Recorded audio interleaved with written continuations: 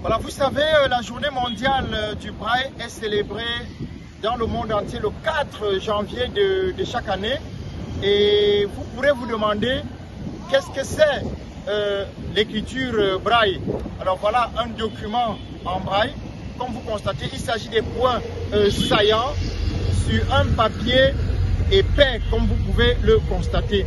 Le braille est une invention d'un Français nommé Louis Braille, né le 4 janvier 1809 à Coupvray. Coupvray, c'est un petit village pas très loin de Paris.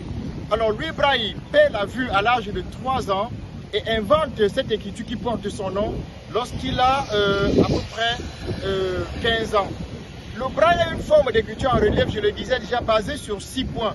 Alors Louis Braille va s'appuyer sur une écriture qui existait déjà, qu'on appelle la sonographie, pour inventer donc cette écriture.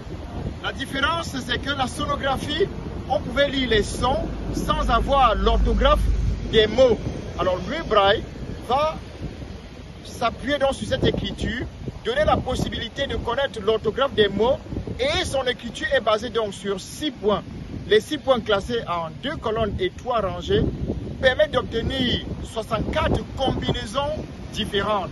Ces 64 combinaisons nous permettent d'avoir les 40 lettres de l'alphabet braille, parce qu'il faut dire que l'alphabet braille français a 40 lettres, dont les 40 lettres de l'alphabet, les 10 ponctuations et les autres signes tels que les signes qui permettent d'écrire des chiffres ou de transformer des lettres en majuscules.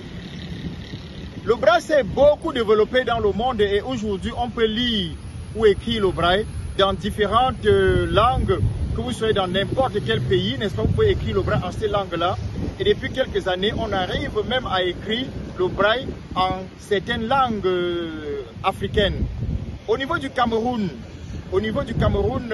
le Club des jeunes aveugles réhabilités du Cameroun dispose de plusieurs structures de formation en braille. Une école primaire bilingue inclusive, une ENIEJ, donc une école normale des instituteurs de l'enseignement général qui est également inclusive, et une direction de l'alphabétisation. Et au sein de ces structures, nous formons non seulement les non-voyants, mais aussi des personnes voyantes qui sont intéressées, n'est-ce pas, à apprendre le braille.